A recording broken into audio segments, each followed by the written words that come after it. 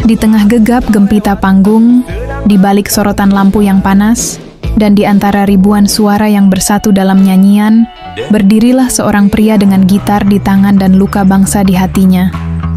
Ia bukan sekadar penyanyi. Ia adalah saksi zaman, penyambung lidah rakyat kecil, dan penjaga nurani yang tak pernah lelah menggugat kenyataan. Namanya Iwan Fals. Dari ganggang sempit Jakarta hingga pelosok negeri, suaranya telah menembus tembok istana, membisikkan keresahan yang tak berani diucapkan banyak orang. Lirik-liriknya adalah cermin kehidupan, pahit, getir, lucu, sekaligus indah. Ia menyanyikan tentang guru yang terpinggirkan, petani yang dilupakan, dan keadilan yang dibungkam. Bagi sebagian orang, ia adalah musuh penguasa. Tapi bagi jutaan lainnya, ia adalah pahlawan tak berseragam. Inilah kisah tentang pria bernama Virgiawan Liestanto. Seorang ayah yang pernah patah hati karena kehilangan anaknya. Seorang suami yang setia. Seorang seniman yang tak pernah berhenti bertanya. Dan seorang manusia yang memilih berdamai dengan luka, lalu menjadikannya lagu. Kamar ini.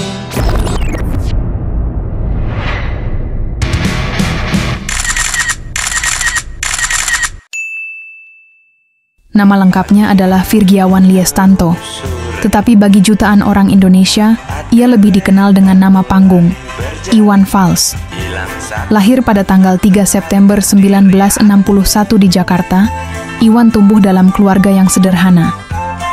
Ayahnya, Harsoyo, adalah seorang tentara, sementara ibunya, Li Sudijah, adalah ibu rumah tangga yang lembut dan penyayang. Sejak kecil, Iwan sudah memperlihatkan minat terhadap dunia seni dan olahraga, khususnya musik dan bela diri. Masa kecil Iwan diwarnai dengan kepindahan dari satu kota ke kota lain karena tuntutan pekerjaan ayahnya sebagai anggota militer. Di sela kesibukan sekolah dan aktivitas harian, Iwan mulai bermain gitar secara otodidak. Ia belajar dari lingkungan sekitar, dari mendengar lagu-lagu yang populer saat itu, dan mulai menulis lagu sendiri sejak duduk di bangku SMP.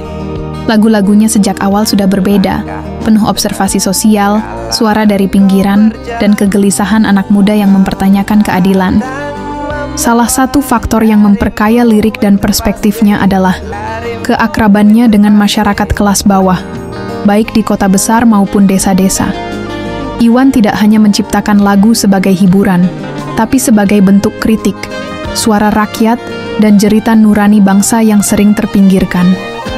Karier profesional Iwan Fals dimulai pada tahun 1975 ketika ia mulai tampil di berbagai festival musik dan panggung kecil.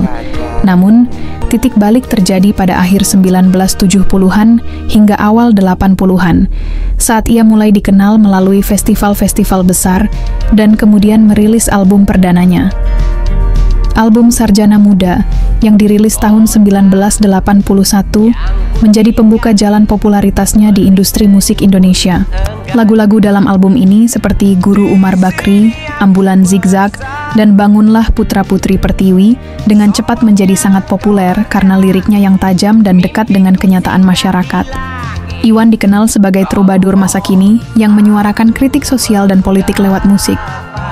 Sosok sederhana bernama asli Virgiawan Liestanto ini menemukan pijakan hidupnya tak hanya di atas panggung, tapi juga di dalam rumah, tempat ia bisa menjadi suami, ayah, dan sahabat bagi istri dan anak-anaknya.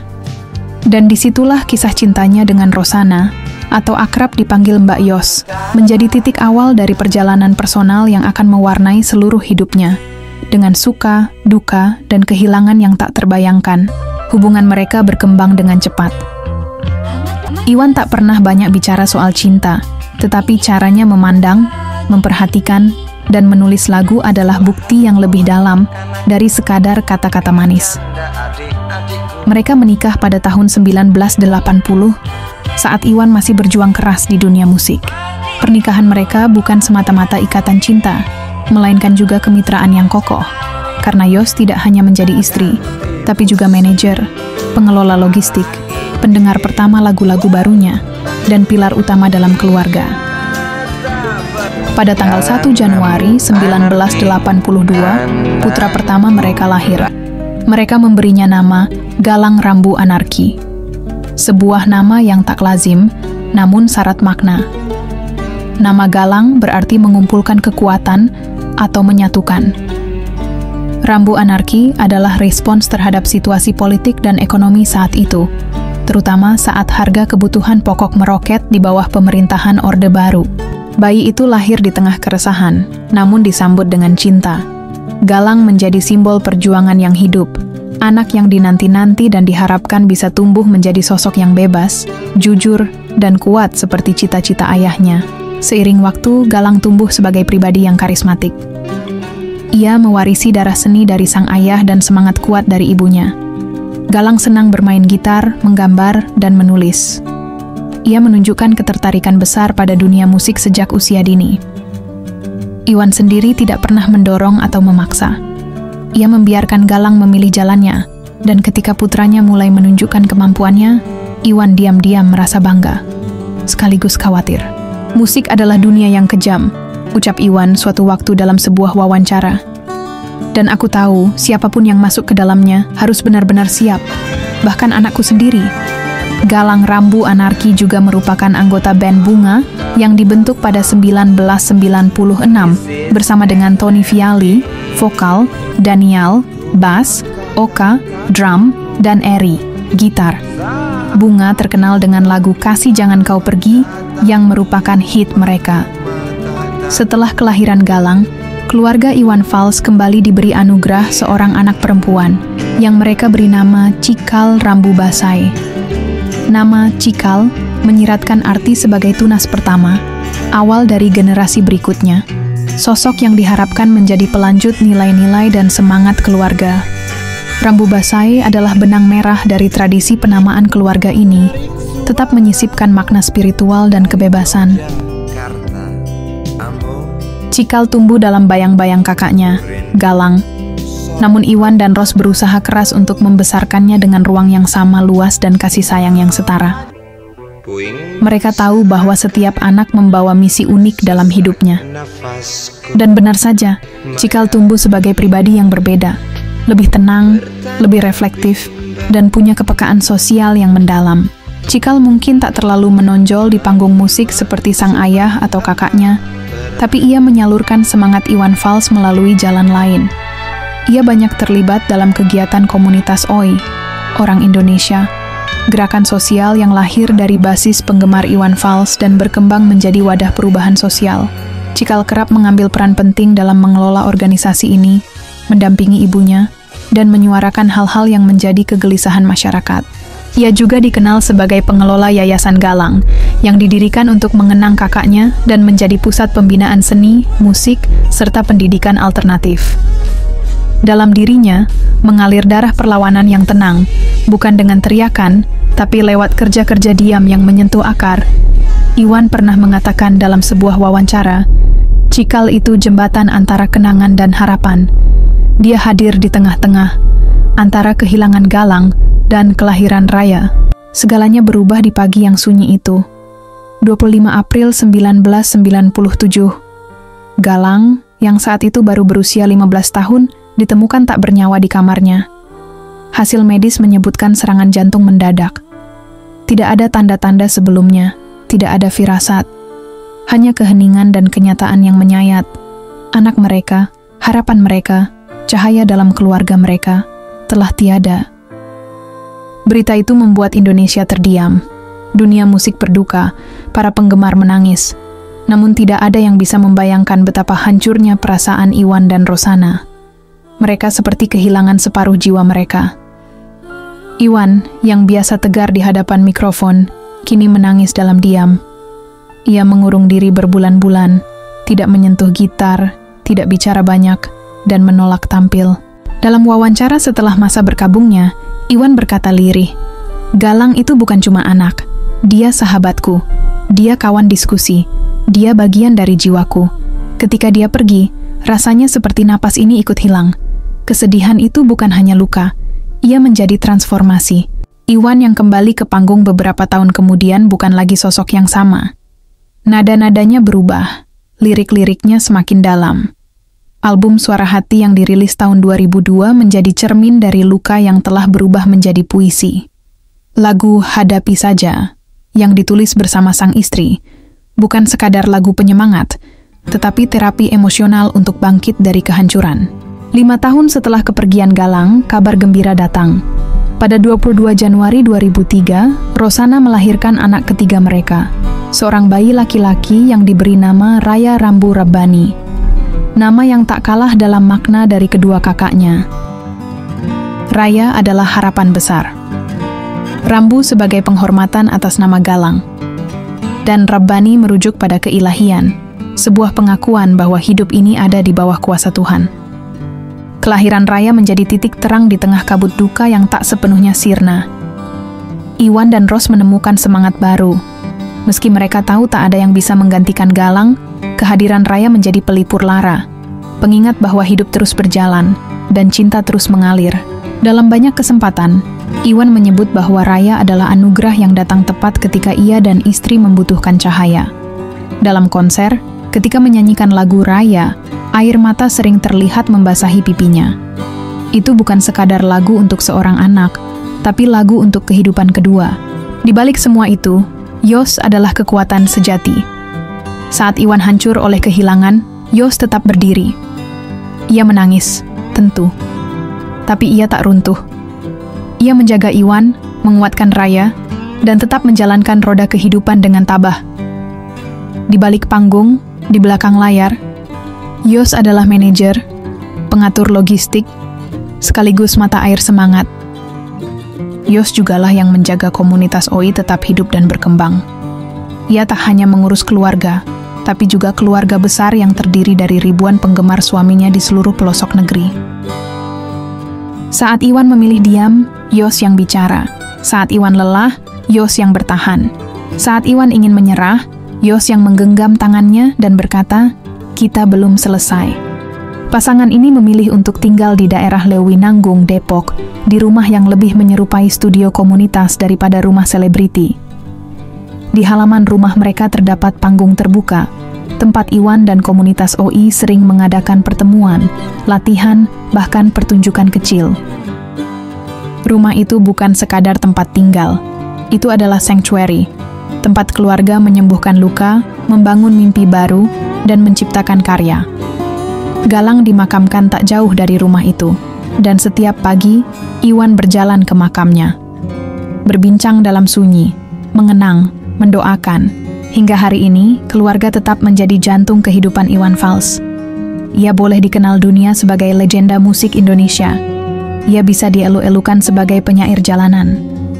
Tapi bagi orang-orang terdekatnya, ia adalah suami, ayah, teman, dan penjaga cinta. Ia pernah kehilangan anaknya, tapi ia tidak kehilangan cintanya. Ia justru menjadikan cinta itu abadi, dalam lagu-lagu, dalam komunitas, dalam anak-anaknya. Galang yang telah tiada, Cikal yang menjadi penerus nilai-nilai, dan Raya yang menjadi cahaya harapan. Pasca wafatnya Galang, transformasi besar terjadi pada Iwan Fals, bukan hanya dalam musik, tapi juga dalam penampilan dan kepribadian. Ia yang dahulu tampil nyentrik dengan rambut gondrong acak-acakan, kaos oblong, celana jeans robek, dan suara yang lantang membakar semangat, kini tampil jauh lebih kalem dan rapi. Rambutnya dipotong pendek, ia mencukur kumis dan janggutnya, dan lebih sering tampil mengenakan kemeja atau pakaian yang lebih bersahaja. Ia tampak seperti sedang berdamai dengan dunia. Dari penampilannya saja, orang bisa melihat bahwa ada luka mendalam yang telah ia lewati, dan ia memilih menghadapinya dengan keheningan, bukan kemarahan. Gaya bermusiknya pun berubah. Jika sebelumnya lagu-lagu Iwan identik dengan protes sosial, kritik tajam, dan sindiran politik, kini ia lebih banyak menyentuh tema-tema spiritual, cinta, keluarga, dan introspeksi diri. Beberapa lagu bahkan sangat religius dan menggambarkan kontemplasi terhadap kehidupan dan makna ilahi. Namun perubahan ini tidak serta-merta membuatnya kehilangan penggemar. Justru, banyak yang merasa bahwa Iwan Fals menjadi lebih dewasa, lebih dalam, dan lebih manusiawi. Ia tidak lagi hanya menjadi suara rakyat yang menggugat, tetapi juga menjadi suara hati yang menenangkan. Salah satu bukti bahwa Iwan Fals adalah fenomena budaya, bukan sekadar artis musik biasa, adalah lahirnya komunitas penggemar fanatik bernama OI, dibaca OI. Awalnya, OI hanyalah teriakan sapaan khas Iwan kepada para penggemarnya. Ia biasa memanggil para penggemarnya yang hadir menonton penampilannya di rumah, "Oi." Namun karena sering diucapkan, istilah itu melekat. Para penggemar pun mengadopsinya sebagai nama komunitas. Belakangan, agar memiliki makna, istilah OI diubah menjadi singkatan dari orang Indonesia. Komunitas OI pun berkembang sangat pesat, tersebar di seluruh Indonesia, bahkan di luar negeri. Bukan hanya sebagai fanbase, OI juga menjadi organisasi sosial yang aktif dalam berbagai kegiatan kemasyarakatan. Saat ini, komunitas OI dikelola di bawah Yayasan Orang Indonesia dan PT Tiga Rambu, perusahaan manajemen yang dipimpin oleh sang istri, Rosana. Organisasi ini mendukung semua aktivitas Iwan, termasuk konser, penggalangan dana, kegiatan sosial, hingga distribusi musik dan merchandise. OI bukan sekadar komunitas penggemar. Bagi sebagian besar anggotanya, OI adalah rumah, keluarga, dan wadah perjuangan. Iwan Fals sendiri selalu menekankan bahwa ia hanyalah manusia biasa, bukan dewa atau pahlawan. Tapi cinta yang diberikan penggemarnya adalah bentuk keyakinan bahwa musik bisa menjadi alat perubahan sosial yang nyata. Sejak awal kemunculannya, Iwan Fals dikenal sebagai musisi yang vokal terhadap ketimpangan sosial dan ketidakadilan. Lagu-lagunya di masa Orde Baru kerap dicekal karena lirik-liriknya yang dianggap menghasut dan membahayakan stabilitas nasional. Lagu seperti Demokrasi Nasi, Bongkar, Bento, Sore Tugu Pancoran, dan Guru Oemar Bakri menjadi kritik keras terhadap pemerintahan saat itu. Beberapa konsernya bahkan dibubarkan oleh aparat keamanan.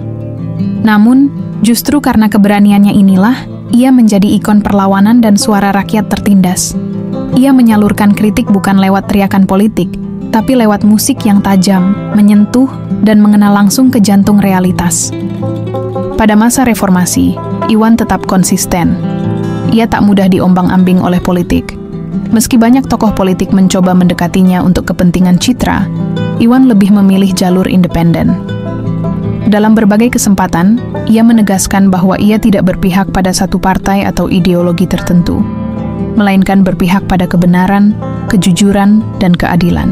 Bahkan ketika dunia berubah, ketika musik semakin dikomersialkan, Iwan tetap menjaga idealismenya.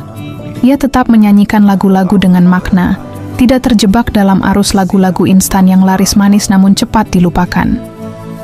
Lagu-lagunya bukan hanya menjadi hits, tetapi menjadi bagian dari perjalanan sejarah bangsa.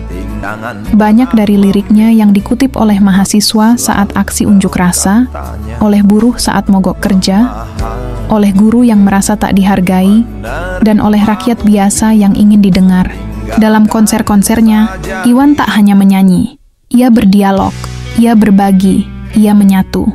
Tak jarang konsernya berubah menjadi forum refleksi sosial. Ia seakan menyulap panggung menjadi ruang pengadilan nurani. Dengan gitarnya, ia memanggil kembali kesadaran publik yang tertidur. Iwan Fals bukan hanya nama, ia adalah napas panjang zaman yang tertuang dalam nada, syair, dan perjuangan. Dari lorong-lorong sempit Jakarta hingga panggung terbuka di pelosok negeri, suara Iwan telah menjelma menjadi suara rakyat. Ia berbicara ketika yang lain memilih diam. Ia bernyanyi ketika luka-luka sosial tak kunjung sembuh. Ia bersenandung tentang harapan, cinta, kehilangan, dan kehidupan. Perjalanan panjangnya bukan sekadar soal musik atau ketenaran. Ini adalah kisah tentang keberanian seorang manusia untuk tetap jujur pada nuraninya, meski harus menghadapi sensor, pencekalan, dan derita yang sangat pribadi. Ini adalah kisah tentang seorang ayah yang pernah kehilangan anak, tetapi tak pernah kehilangan semangat untuk mencintai dan bermusik.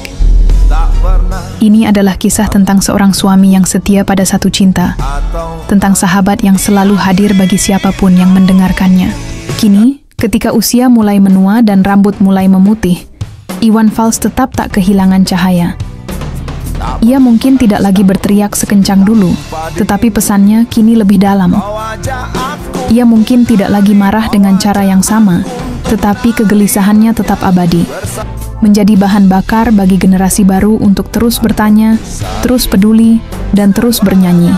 Di tengah dunia yang berubah begitu cepat, suara Iwan Fals adalah jangkar. Ia mengingatkan kita bahwa kejujuran, cinta, dan kepedulian adalah nilai-nilai yang tak boleh pudar. Bahwa dalam gelap, selalu ada cahaya yang bisa dinyalakan, meski hanya dari seutas senar gitar dan bait lagu yang sederhana. Dan selama masih ada yang mau mendengar, selama masih ada yang mau bertanya, selama masih ada yang mau bermimpi, suara itu akan terus hidup.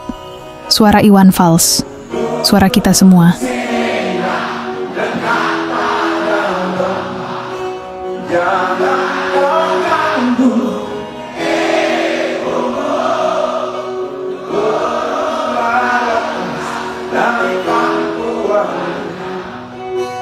Jangan